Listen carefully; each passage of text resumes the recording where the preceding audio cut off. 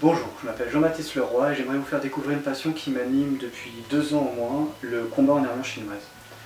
J'ai découvert le combat médiéval il y a à peu près 3-4 ans grâce à des amis et je me suis tout de suite intéressé à la version chinoise car je pratiquais les arts martiaux chinois depuis déjà 20 ans. Je me suis demandé si on pouvait combattre en armure avec des armures de l'époque et j'ai fait pas mal de recherches. Je vous présente les 2 pièces d'armure que j'ai faites faire par Steel Mastery il y a à peu près 2 ans après ces premières recherches. Ce sont des greffes de tibia qui datent du début de la dynastie Ming. C'est un moment où les Ming viennent de se mettre en place. Il y avait la dynastie Yuan qui était juste avant et qui était une dynastie chinoise contrôlée par des Mongols. Donc il y avait un style d'armure qui était plutôt mongol à l'époque. Et lorsque les Ming sont venus au pouvoir, ils ont décidé de revenir à un style ancestral chinois qui datait d'il y a plusieurs centaines d'années avant. Donc les dynasties Song ou même Tang.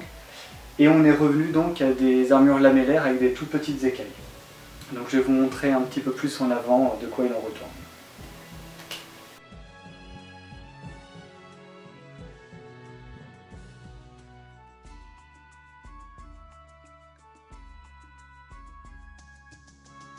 Voici en détail ces greffes de tibia. On voit très bien ici les petites plaquettes qui sont là. Donc ici on a des plaquettes qui font 3 cm par 1 et qui sont toutes cousues entre elles et avec derrière un cuir qui maintient l'ensemble.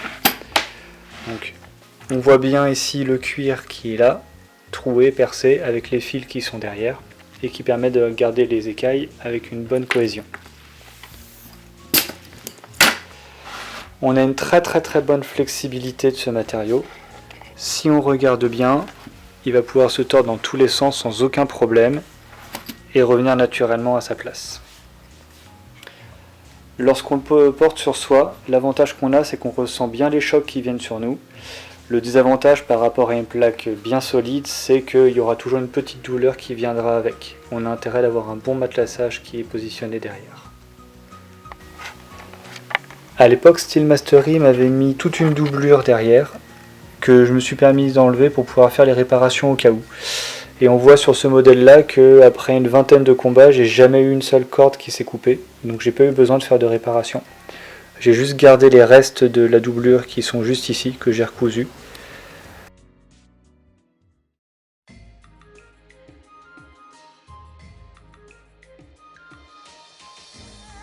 Ok, donc ce que je propose, ça va être d'essayer de faire rentrer en collision quelques-unes de mes armes, et aujourd'hui, malgré mon confinement à la maison. Donc une petite hache, pour voir comment ça tient les chocs par rapport à une arme non tranchante qu'on peut utiliser en entraînement.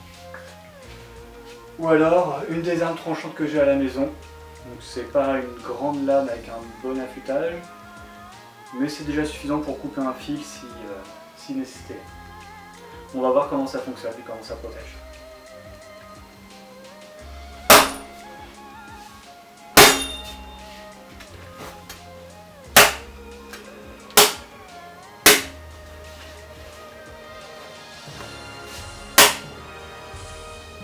Après quelques coups, on peut voir une trace, je ne sais pas si vous voyez au centre, la lamelle qui a été un peu abîmée par le coup tranchant. Donc on voit la direction qui part légèrement sur la droite en arrière et les fils qui n'ont pas été touchés. Ils sont assez lâches pour ne pas être trop mis en tension et lorsque les coups viennent, c'est la lamelle qui prend l'impact en plus grande partie. Et lorsqu'on voit que la lame touche les cordes, on voit que la lamelle prend une partie du choc et que la lame ne peut pas forcer à fond et il n'y a pas d'acier derrière pour mordre la corde comme il faut. Donc en général on a une petite ébréchure sur la corde mais on n'aura pas de corde coupée à chaque coup. C'est assez rare finalement. J'ai les mêmes protections au niveau des bras. Elles sont un peu plus abîmées parce qu'elles prennent beaucoup plus de choc, mais la réparation est très rapide. Il faut aussi imaginer que chaque petite cordelette qu'on voit se pointer ici, en 1 ou 2 minutes c'est réparé. Il suffit de couper, resserrer de chaque côté, remettre une nouvelle corde et on a refait un point qui marche très bien. Donc même en urgence, si on a besoin de le réparer, c'est assez rapide.